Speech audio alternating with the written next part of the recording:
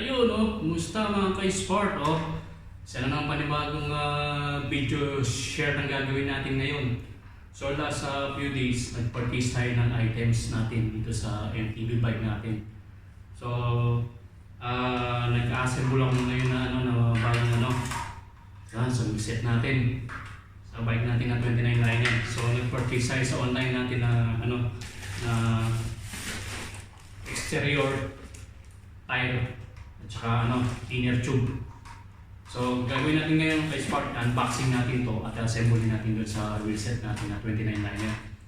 So i-check din natin itong mga items na pinurchase natin bago sa sa paningin ko, bagong modelo. So far tingnan natin kung maganda yung performance itong na to. So far siguro na-review ko naman to sa mga ibang mga ibang customer at sa okay naman gamitin to. So check natin, bulin natin to. Ayos. So so buksan na natin itong itong isa. Yun, this part So ang na-purchase natin na tire, Innova Pro Ultralight. So ang sukat nito, this part 29 by 1.9.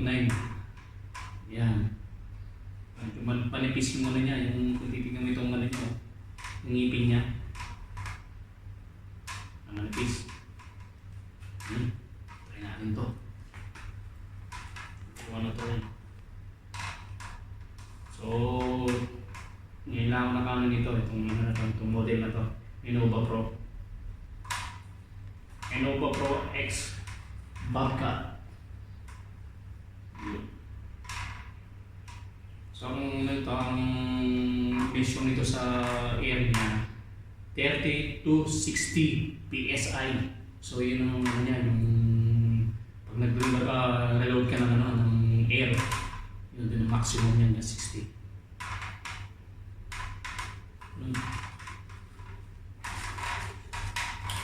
So ito naman second natin.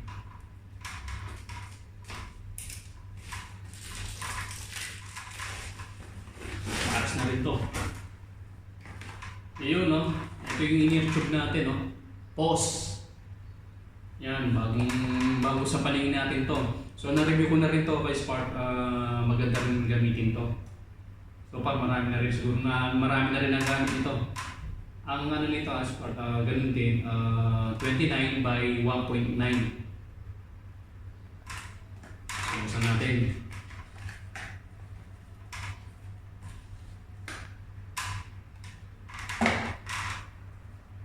Ito.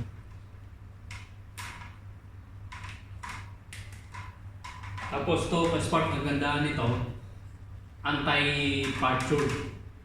Ganda. So, hindi basta-basta matatama o mabubutasan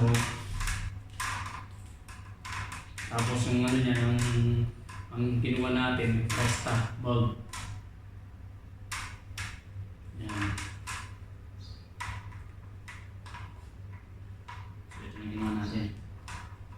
So ngayon, set up na natin dun sa bike natin, sa wheel set natin ngayon.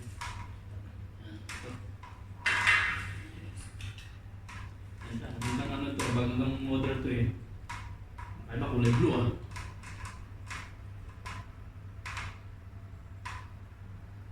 Ang isa pa nito, yung dalawang model to Scatter bulb at saka Presta bulb. So, gamit natin Presta. Pause. Anti-puncture proof. So yun, kay Spark, lagyan na natin itong gulong at saka tube ito sa wheelset natin. So kay Spark, nung titignan nyo, itong wheelset natin, hindi basta-basta nilalagay lang yung exterior tire. Meron siyang right direction na kung paano mo siyang ilagay. Kasi may marka yun So yun. Tignan nyo. So ang cycling natin, pag ganito. Yan, palabas yan. Bali ganito siya. So pag in-apply natin itong itong exterior tire. Yan, ito na yun. So kung titingnan nyo kay Spark, meron siyang ngipin dito.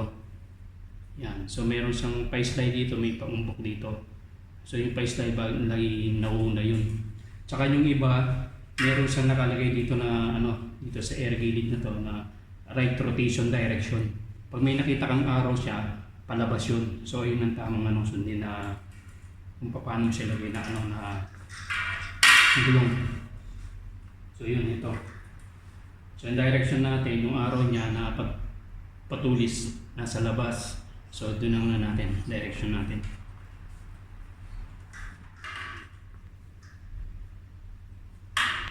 Sure ko na. Yan, lagyan na natin itong natin.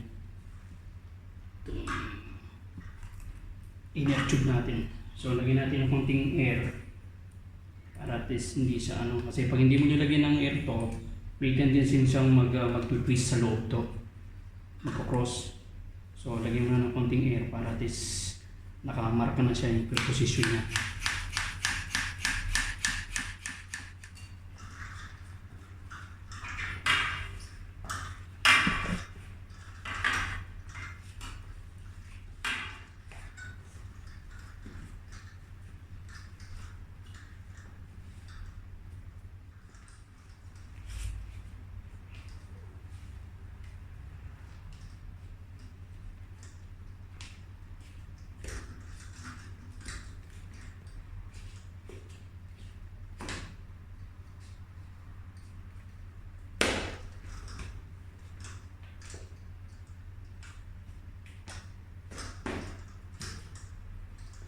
So yun, next part ito yung direction niya, bali palabas yung ikot nito. So ito yung sinasabi kong may mga arrow yung palabas yan. So next naman natin next part itong itong rear wheel set. So same procedure pa rin. So ito yung yung arrow siya. So ilalabas natin.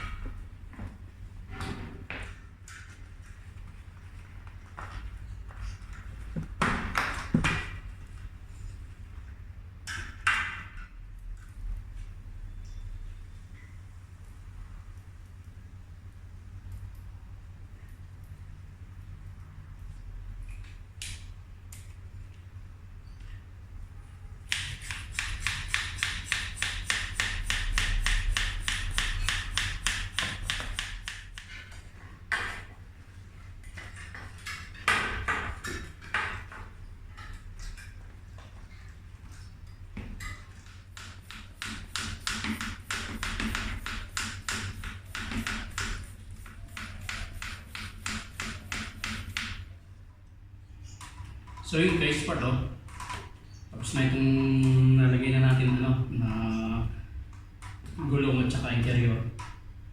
Yan. Yan, okay na yung natin, wheel set natin. So later, i-fix natin ito dun sa natin, sa MTB bike natin. Yun.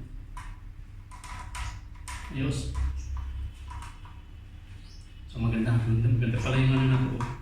Yan itong itong brand na to. Check natin later performance nito. Kung magandang matibay ba talaga itong brand na to. So yun guys, part kung nagustuhan mo itong video na to, huwag kalimutan mag-like at subscribe na rin at share na rin itong video na to. Sana may konting na rin na knowledge na na-share ko sa inyo. Yun, at saka huwag na rin kalimutan yung click yung bell button para ma-notify ka sa akin mga videos. Thank you.